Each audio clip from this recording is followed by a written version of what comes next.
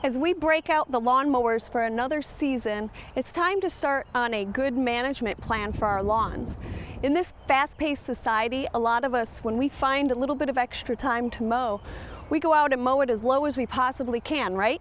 Well, unfortunately, that's the wrong way to mow. By mowing the grass too short, which we call scalping, we can actually harm the lawn and impact the health of our turf. Instead, we want to follow the rule of 1/3. And that rule states never remove more than 1/3 of the leaf blade at any one time. So to give you an idea of this, if you want to maintain your lawn at a height of about 2 inches, you want to wait to mow until the grass blades have reached 3 inches.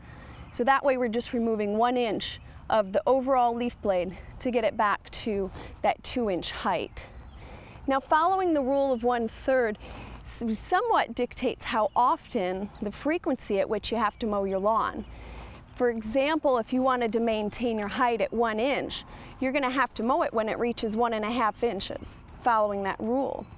But if you want to maintain your height at, say, 3 inches, you don't have to mow it until it reaches a height of 4.5 inches. So you're allowing an extra inch worth of growth between your mowings.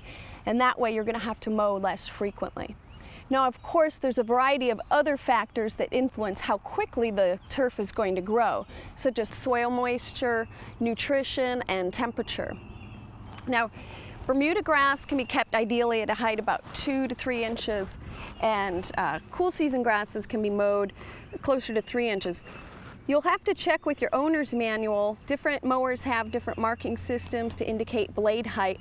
And what we did is just wrote letters on here, F for fescue, B for Bermuda, that tells us how high we need to set our blade.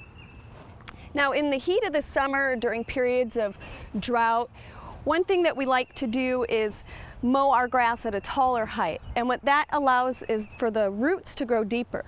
The roots grow in proportion to the height of the leaf blade. So the shorter you cut the grass, the shorter the root system develops. And by allowing the blades to grow higher, we allow the roots to get deeper and reach limited water supplies. Another practice that's going to be beneficial to the lawn is to leave your grass cuttings in place.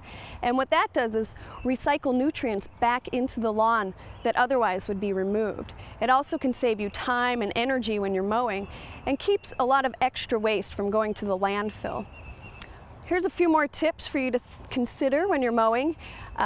Don't mow when the turf is wet, and when you're making turns, turn on a sidewalk or on a driveway. If you have to turn in the lawn, make really wide turns, and that'll help prevent you from tearing the turf. And finally, alter your mowing plan from one time to the next. That'll help avoid compaction and other problems. For more information on lawn maintenance, check out the horticulture fact sheet, HLA 6420. And you can also look at the Don't Bag It Lawn Care Plan leaflet number 253.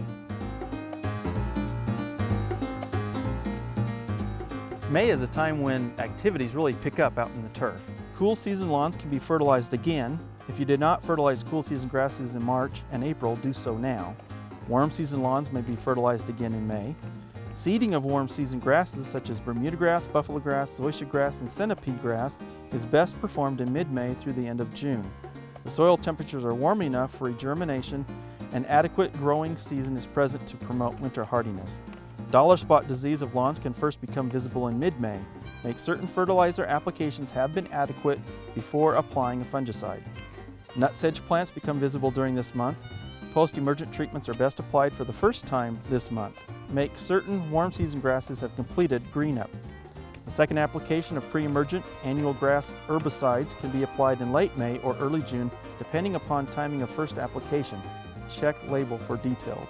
And finally, vegetative establishment of warm season grasses can continue. We hope you've enjoyed this classic from the Oklahoma Gardening Vault. Remember, even though these tips and techniques are timeless, there's always something new to learn in the world of gardening. By subscribing to both Oklahoma Gardening and OK Gardening Classics, you'll have access to a wealth of gardening knowledge, both classic and contemporary.